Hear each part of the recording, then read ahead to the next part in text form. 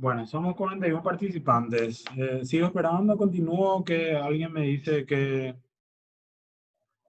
hago. Yo creo que podemos continuar, Cristian. Dale, perfecto. Continuamos.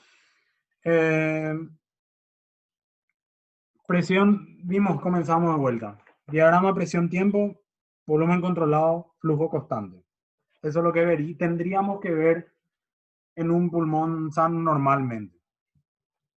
Desglosando, comienza la inspiración, incremento la presión debido a la resistencia, se rompe, vamos hacia la presión de A, pasamos a B, B nos vamos hacia C, hacia la presión pico. Rompimos la resistencia de las vías aéreas para llegar con el flujo que queremos a inspirar, a meter el volumen corriente que necesitamos. El nivel de presión B, como dijimos, es producto de la resistencia del flujo. Cuando mayor sea el flujo, mayor la resistencia, mayor será el aumento de la presión en el punto E y viceversa. Pasamos el punto B y rompimos la resistencia de las vías respiratorias y nos vamos al punto C. El punto C sería la presión pico. Esa presión pico, vimos que del punto B al punto C hay un aumento en la línea recta, llegamos al pico C, y en la presión de pico C, en el punto C que vemos en el gráfico, es donde tenemos un volumen corriente que seleccionamos nosotros. Y en ese punto del pico C es donde nosotros dejamos de tener, o la máquina deja de meter el flujo. ¿Sí? Llamamos flujo cero, no cero en el punto que está en la barra cero, sino que deja el flujo deja de entrar en las vías aéreas. ¿Qué es lo que pasa? A continuación, entre C y el D, caía la presión a nivel de meseta debido a la resistencia al inicio. Si ustedes se dan cuenta, del punto A al punto D, rompimos la resistencia del punto C al punto D. Hay dos líneas paralelas, se rompe, como no hay más flujo, vuelve a la resistencia a las vías periféricas y baja esa curva. Es decir, ese es el motivo por el que baja la curva del punto C al punto D. Y ahí es donde pasamos a la presión de plató o la presión de meseta, que sabemos que es la presión, vamos a llamarle intraparencimatosa, en donde se genera o está la presión constante, en donde hay un intercambio alveolar. Entonces, ligero descenso del punto D al punto E, porque ahí fuga en el sistema un reclutamiento de gas, y hablamos del nivel de presión de meseta, en donde tenemos la distensibilidad pulmonar. Comienzo de la expiración es en el punto E, y es un proceso pasivo debido a la elasticidad. Y el punto F es el PIB. Entonces, simplemente para recapitular un poquito corto, presión, tiempo. Punto A, punto B, resistencia a las vías periféricas. Se mete flujo, cierta presión, volumen que se configura en la máquina, pasa del punto B al punto C, aumenta la presión, se libera o se entrega el volumen corriente que queremos. Del punto C al punto D disminuye. ¿Por qué? Porque vemos de A, B, C, D, son dos líneas paralelas, vuelve a existir la resistencia a las vías periféricas. Del punto D al punto E tenemos nuestra presión plató, presión de meseta, que ya vimos varias veces, y si hablamos de ventilación mexicana mayor a 30, ideal 28, hay una fuga gradiente. En el punto E comienza la expiración y va hasta el punto F, que es el PIB. La diferencia entre la presión plató y el PIB sería nuestra delta P o nuestra driving pressure, o como quieran llamarlo, que es nuestra compliance o distensibilidad. ¿Qué pasa en un diagrama de presión-tiempo, presión-control? En un diagrama de presión-tiempo, en una ventilación mecánica por control, hay un aumento rápido de las presiones, lo que genera hasta nivel de la presión inspiratoria y una constante durante el tiempo inspiratorio y una caída de la curva en la fase pasiva.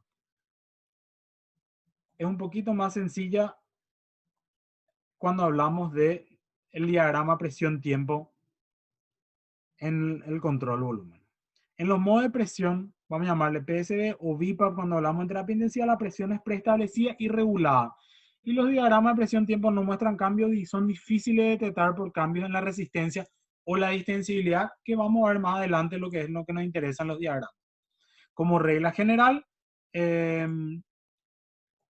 como regla general, se puede decir que la curva, de presión refleja el desarrollo de la presión medida en el ventilador. Cuando nos vamos a un diagrama de flujo-tiempo, tenemos dos. El de la izquierda, que es el flujo constante, cuando hablamos de un volumen controlado, y el de la derecha, que es el flujo, de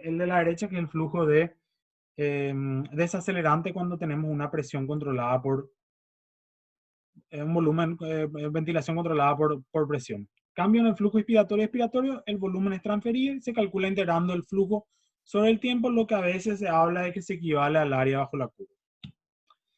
Continuamos con diagrama presión-tiempo, diagrama flujo-tiempo. Pasamos a que no hay ninguna evidencia clínica de que algún tipo de flujo permita alcanzar éxito terapéutico. Se habla básicamente en todas partes del mundo que el flujo constante pertenece a la ventilación por volumen y al flujo desacelerante por la ventilación por control.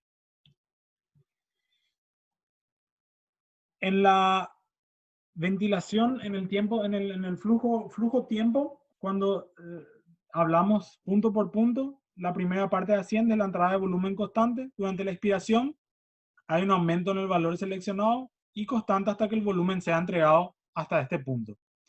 Si vimos esto, podemos ver que sea el punto, cuando llega al punto C, donde tenemos nuestra presión pico, el flujo, no hay aumento de flujo, por lo tanto el flujo queda constante y hablamos la pausa o la meseta donde el flujo es cero. Y después de eso, viene lo que sería la parte, la pausa y la expiración, donde el flujo regresa hacia el flujo expirado hacia afuera. Continuando con el flujo desacelerante, aumenta el flujo, aumenta la presión, se llega a la presión que está configurada, se deposita, vamos a llamarlo, se entrega el volumen corriente en los alveolos y después de forma desacelerante regresa el flujo a la normalidad, a la pausa y comienza la expiración. Y después está el diagrama volumen-tiempo, que representa cambios graduales en cuanto a los cambios de volumen y expiración. Como vimos, esto es controlado por presión, controlado por volumen, aumenta el flujo, aumenta las presiones, flujo aumentado, flujo estático, hay la pausa, presión de meseta, plató, intercambio gaseoso, disminuye, expiración, flujo de vuelta a cero. Cambio de volumen, como vemos, acá está el volumen, acá la pausa, intercambio gaseoso, el volumen disminuye otra vez en la expiración. Y lo mismo por la parte controlada por presión. Ahora, ¿qué es lo que a nosotros nos interesa? Es la interpretación de los patrones de curva. Porque si vamos a mirar, es algo muy gráfico, están todos los libros. De repente es muy difícil de determinar en las máquinas. Pero para saber, vamos a comenzar con cambio en la distensibilidad. Tenemos dos. Puede aumentar la compliance o la distensibilidad, puede disminuir la distensibilidad. ¿Qué pasa? En ambos, presión de peseta y presión de pico disminuyen la compliance y en la presión de meseta y pico aumenta cuando disminuye la compliance. Como nosotros vemos, ambas presiones, esto es un flujo de presión por tiempo, vimos que este era nuestro punto C, nuestra presión pico y esto acá es nuestra presión de meseta. Ambos aumenta la compliance, ambos disminuyen, como se ve en el gráfico, las líneas discontinuas verdes, disminuyen tanto la presión de pico como la presión de meseta. Nosotros hablamos de una disminución de la compliance. Entonces, con ejemplos, por ejemplo, podemos tener como neumotórax, como derrame pleural, atelectasia, neumonía, distrés respiratorio, edema pulmonar, distensión abdominal. Cuando nosotros continuamos, ¿qué pasa cuando tenemos cambio en la resistencia? ¿Cómo tendría que ser nuestro gráfico? Hablamos de vuelta de un gráfico de presión, tiempo, estamos hablando mostrando en un volumen controlado, que es el modo que nosotros más utilizamos. De vuelta tenemos dos. Tenemos aumento de la resistencia, disminución de la resistencia, presión de pico aumenta, la presión de pico disminuye. ¿Qué es lo que pasa?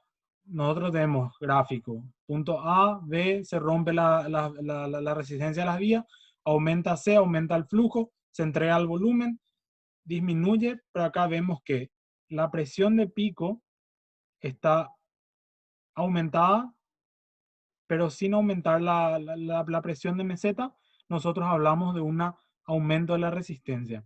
Y acá es donde yo quiero, si es que la gente que estuvo presente en la clase anterior, donde hablamos de que la pregunta que me hizo el profe Delgado sobre cuáles son las implicancias de la pausa inspiratoria. Existen máquinas donde se puede programar, o existen máquinas que ya vienen programadas una pausa inspiratoria. Esta pausa expiratoria quiero responder con este gráfico de cuando no tenemos una presión y nosotros aplicamos acá una pausa expiratoria, puede ser de 2 a 3 segundos, nosotros podemos medir esta diferencia entre la presión pico y la presión plató, que normalmente hay libros que te dicen que es entre 3 a 5. Cuando nosotros tenemos aumentado eso, siendo que configuramos una pausa expiratoria, nosotros podemos saber de que si la presión pico aumenta y la presión de meseta nosotros tenemos un aumento de las resistencias que se puede deber a secreciones, a broncoespasmo, que puede estar condicionado por el diámetro de un tubo pequeño. Continuando con los gráficos, con las interpretaciones, vamos a este punto que es respiración espontánea, y creo que es uno de los gráficos que nosotros más conocemos.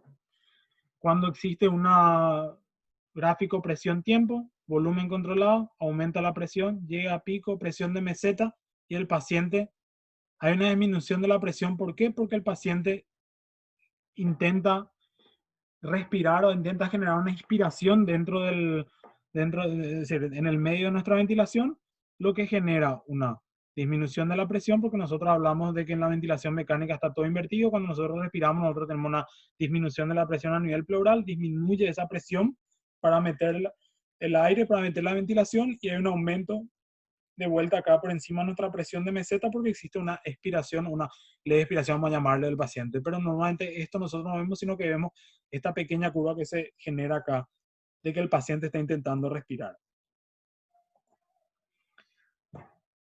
Vimos distensibilidad, vimos resistencia, vimos cuando el paciente quiere inspirar. Después está cuando vemos el gráfico de flujo con tiempo. Este es un gráfico, es decir, yo no les estoy mostrando todos los gráficos porque solamente los gráficos que son más importantes para poder determinar estas cosas específicas que estamos viendo. Este es un flujo con tiempo. En este gráfico vemos que no es un flujo constante, es un flujo desacelerante. Estamos hablando de una ventilación controlada por presión y vemos de que el flujo no llega hasta el final, entonces hablamos de que es una curva de un flujo en caso de un tiempo de inspiración insuficiente. Porque como sabemos, en una ventilación mecánica por presión, nosotros, es decir, configuramos una presión una presión que queremos en la vía aérea para llegar a determinado volumen, y eso también se tendría que configurar un tiempo inspiratorio para poder que el flujo regrese hasta cero. Si el flujo no cae a cero ante la expiración, significa que el tiempo inspiratorio es insuficiente para aplicar el volumen que debe ser alcanzado para la presión que nosotros configuramos. Yendo a otro gráfico, es el gráfico de flujo. Ese sería un gráfico de flujo-tiempo. Hablamos de desacelerante, estamos hablando de presión, y vamos a hablar curva de flujo en caso de un tiempo expiratorio insuficiente. Flujo no regresa a cero. ¿Qué nos hace pensar? Estamos hablando de una PIP intrínseca. Hablamos al comienzo de la clase en que estamos hablando de los pacientes con patrón obstructivo que normalmente generan una PIP intrínseca porque hay un atrapamiento de aire, lo que lleva a ver un gráfico, por ejemplo, de flujo-tiempo, de que el flujo es incapaz de regresar hasta cero, lo que genera este flujo de aire, este atrapamiento de aire que si nosotros no revertimos, vamos a seguir aumentando con el paso del tiempo en la ventilación. Y ahora para terminar lo que son los bucles, las máquinas más modernas tienen muchos bucles, pero vamos a hablar del más importante de todo, que es la presión-volumen, que es el bucle estático, donde en nuestras aristas tenemos a la parte izquierda un volumen, y acá no tenemos tiempo, sino que tenemos presión. Este es un bucle de presión-volumen estático que se obtiene, te dicen los libros, como método de la superjeringa, pero realmente es un método que se utiliza solamente para publicaciones científicas. Y quería nomás que entiendan que existe este bucle de presión que está basado en este método de super jeringa, que es básicamente la aplicación de una presión y la generación de un volumen que regresa para medir ciertos puntos y generar un gráfico que nosotros hablamos de, el siguiente gráfico, un punto de inflexión inferior, que hablan las publicaciones de lo que se llamaría nuestra presión de PIB, y un punto de inflexión superior, que sería una presión pico. Hablamos de, en esta área bajo la curva, de una distensibilidad. Si ustedes ven el gráfico, no pude meter todo uno para agrandar. El punto de inflexión superior en lo que sería volumen controlado, hablamos de la presión pico, y el punto de inflexión inferior va hacia la presión de PIB. Y hablando en lo que sería la presión volumen bucle estático, hablamos de una relación que es un reflejo de la distensibilidad. Esto sería más una curva o un bucle de una presión volumen dinámico en una ventilación, y es lo que nosotros veríamos en una máquina, porque el flujo, hablamos de un flujo que viene de cero, es decir, de una presión, flujo cero, parte hacia arriba y regresa con la ventilación. Vamos a hablar de lo importante, y es qué es la interpretación del bucle presión-volumen en ventilación. Cuando la ventilación a volumen controlado con flujo constante, aumento gradual de la presión, final de la expiración y presión del sistema respiratorio, apertura de la válvula expiratoria. Vamos a ver, esta es nuestra curva, presión, volumen. Estamos en cero, aumenta la expiración, aumenta la presión, nos vamos hacia la derecha, va aumentando la presión, aumenta el volumen que es dado hacia que se genera en las vías aéreas. Esto es la parte estática, disminuye la presión y acá comienza la expiración, es decir, acá se abre la válvula expiratoria y regresa la presión a cero, y esto es lo que sería el bucle de presión-volumen. Cuando nosotros queremos interpretar ventilación a presión controlada o flujo desacelerante, lo único que cambia es que en vez de que sea la pendiente, va la presión, porque va aumentando, aumenta la presión hasta el punto B, que sería nuestra inspiración, y regresa, mantiene la presión constante, volumen constante, intercambio alveolar, y la expiración vuelve al punto A. Entonces, ¿cuál es el bucle presión, volumen, cambio de la distensibilidad? ¿Qué es lo que va a pasar? Compliance disminuye, que es lo que a nosotros nos interesa. Vamos a hablar, por ejemplo, de un síndrome de estrés respiratorio agudo. ¿Qué es lo que pasa? El bucle de presión, volumen toma un curso plano. Explicando de otra manera, de acá, el punto verde que vemos es lo normal. Aumenta la presión, aumenta el volumen. A medida que va aumentando la presión, aumenta el volumen que se genera en los pulmones. Intercambio alveolar, expiración, regresa. Al aumentar, al disminuir la compliance, vamos a hablar, aumenta la estancia, disminuye la distensibilidad pulmonar. Pulmón más rígido, se necesita mayor presión para dar el volumen necesario. Entonces aumenta la presión, vemos que la presión va más allá de lo que es normal para poder dar el volumen necesario, y regresa en la expiración. Esto es lo que nosotros veríamos en un bucle que tiene una compliance disminuida. Cuando hay cambio en la resistencia, vemos de que la pendiente es igual, pero cambia la posición. ¿Por qué? Porque si nosotros recordamos el diagrama de flujo con tiempo, nosotros veíamos que, ¿qué es lo que pasaba cuando hay aumento de la resistencia? Hay un aumento de la presión pico, pero no hay un aumento de la presión de meseta. Entonces la pendiente queda igual, pero lo único que cambia es la presión, porque necesita un poco más de presión para romper esa resistencia, aumento de la resistencia en las vías aéreas. Continuando con otro bucle, vamos a hablar de la que sería la sección de bucle que refleja la sobreextensión pulmonar. Partiendo de vuelta con estos dos gráficos, tenemos que aumenta la presión, aumenta el volumen que va a los pulmones. Este es el punto que tendría que regresar, pero ¿qué pasa? Tenemos una sobredistensión pulmonar porque tenemos un aumento de la presión y va más allá del volumen. Es decir, si nosotros hablamos técnicamente de este bucle, hablaríamos que en este punto existe una sobredistensión pulmonar y existe lo que se llamaría un aumento, es decir, un aumento una sobredistensión, una hiperinsuflación pulmonar, que vamos al punto en donde ya disminuye otra vez el intercambio alveolar. ¿Por qué? Porque existe un atrapamiento de aire que evita de que haya un buen intercambio alveolar a nivel de a nivel de los alveolos. Y el bucle de fuga o escape aéreo veríamos de esta manera. Existe un aumento de presión, aumento de volumen, regresa y desaparece el bucle, y esto sería la fuga de volumen. ¿Por qué? 3 casos: insuficiencia de CAP, tamaño inadecuado del tubo y una fístula broncopleural. Con este bucle termino la clase y quiero decirles mil disculpas primero por todo el inconveniente que tuvimos al comienzo de la parte de diagramas y bucle. Es un área muy abstracta, un área muy... ver los gráficos, de repente hay máquinas que no se ven tan bien, hay máquinas que sí tienen mejores bucles, mejores diagramas. Hay que ser sinceros, yo tampoco soy una persona de que tengo una super experiencia en mirarme todos los bucles y los diagramas en todas las máquinas. Sí tendríamos que mirar más como coayudante. Eh, es un poco más abstracto, pero hay que practicar.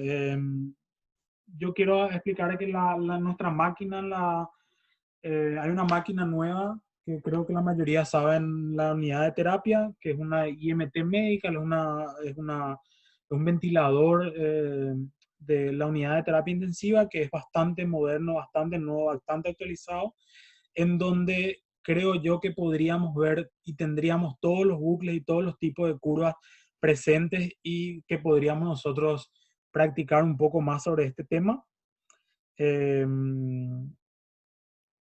Y eso es todo. Quería agradecerle y pedir de vuelta disculpas por los inconvenientes causados por el Zoom. Si alguien tiene una pregunta, estoy completamente abierto. Con esto terminamos lo que serían las 3 clases que di de ventilación mecánica. La primera, que fue para COVID, pero que estaba más relacionada a síndrome de estrés respiratorio agudo. La segunda, donde vimos la parte básica, y esta donde hablamos más sobre la parte de obstructiva, restrictiva, y tocamos lo que sería curvas y bucles en la ventilación mecánica. ¿Tiene alguien alguna pregunta? Algo que... Sí, hola Cristian, ¿cómo ¿Qué tal, estás? jefe? ¿Cómo estás? Eh, Súper bien. eh, un, un temita nomás, Sí. si es que podrías comentarnos cómo sería adecuado realizar las maniobras de reclutamiento en el paciente obeso. Sí. La maniobra de reclutamiento, existen varias maniobras de reclutamiento. Quiero... ustedes ven... Quiero mostrar un gráfico para que sea más agradable. ¿Ustedes siguen viendo mi pantalla? ¿O no, no Sí, ven? se ve. Se ve. Bueno, perdón, espera un ratito, voy a buscar la clase de la primera donde tenía un gráfico para poder explicar mejor el... Espérenme un ratito, un ratito, un ratito. Ventilación, clase.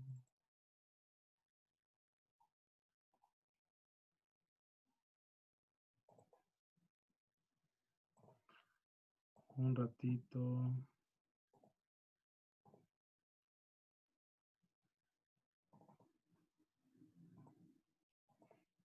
Ahora ven esta clase, ¿verdad?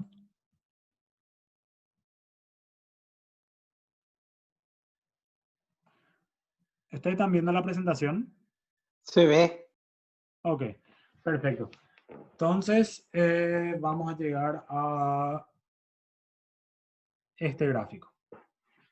Bueno, este es un gráfico de presión-tiempo y vamos a hablar de maniobras de reclutamiento. Cuando nosotros hablamos, por ejemplo, en este gráfico se ve que en la presión, ellos tienen una presión de Piplo ya un poco aumentada de 12, con una presión máxima que va más o menos a 25. Existen muchas formas de realmente hacer maniobra de reclutamiento. Yo voy a hablar de la que más o menos, la que yo siempre hacía, la que yo tengo experiencia. Sería más o menos de cambio el modo de presión control.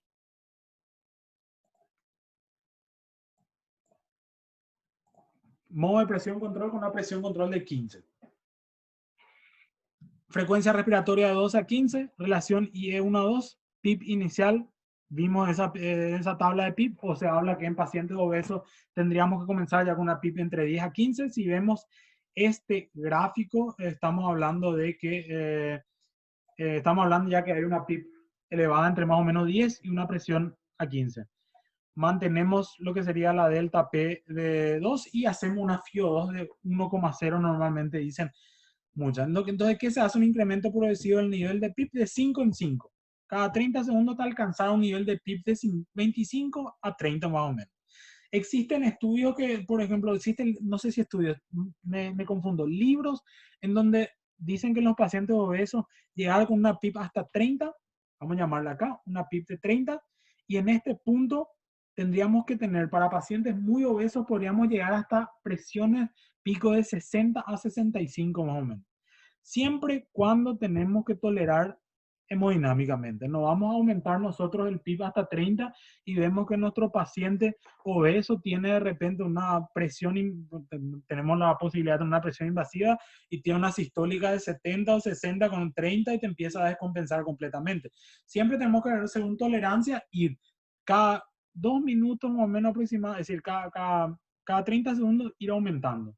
Cuando llegamos a este punto donde nosotros llegamos una PIB de 25 a 30, nosotros tendríamos que ventilarle aproximadamente 2 minutos.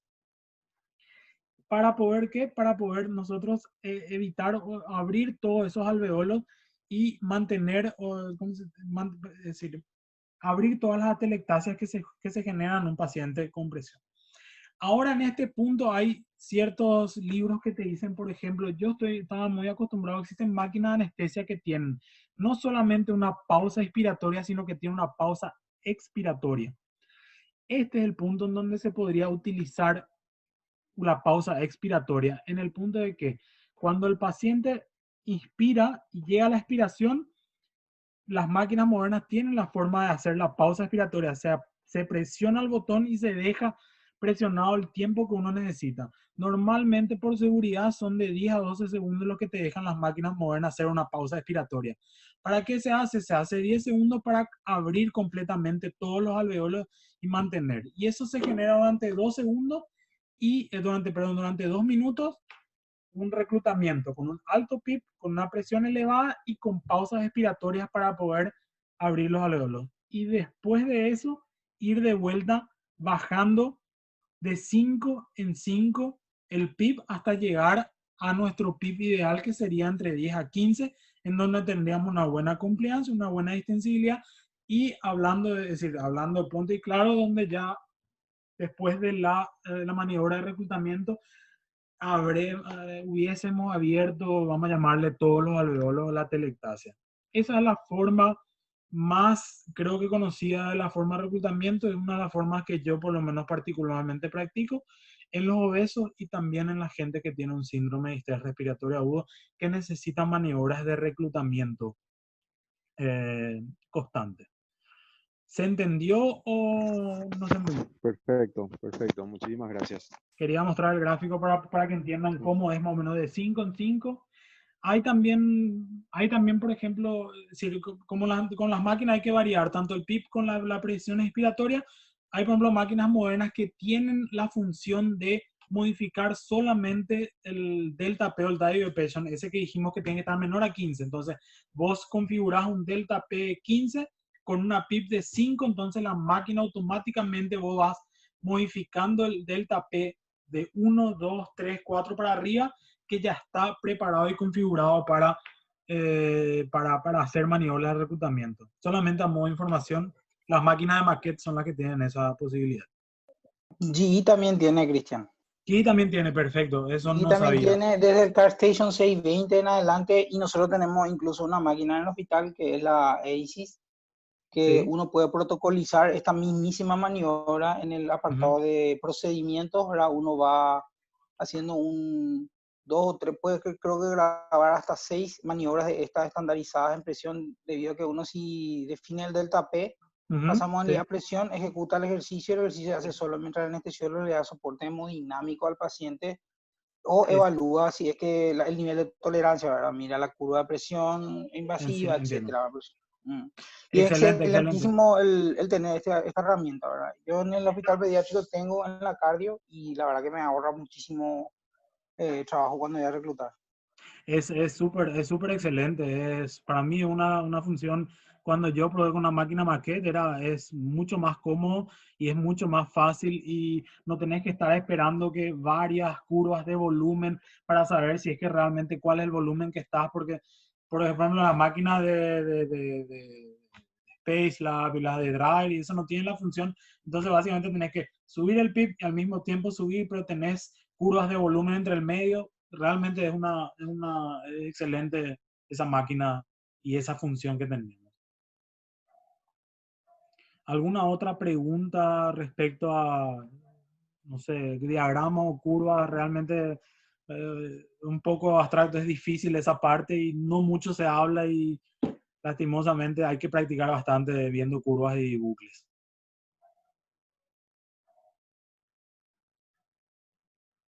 Bueno, si no hay ninguna pregunta más, yo creo que damos por terminada la clase porque Zoom me avisó de vuelta que está a punto de terminar mi sesión de 40 minutos y antes de que termine creo que podemos terminar la clase. Vale, excelente, muchísimas gracias. Ok, perfecto. Entonces voy Muchas a dar gracias. por terminada la clase de hoy. ¿Está bien? Muchas gracias y un buen fin de semana para todos. Gracias, saludos. Chao, chao.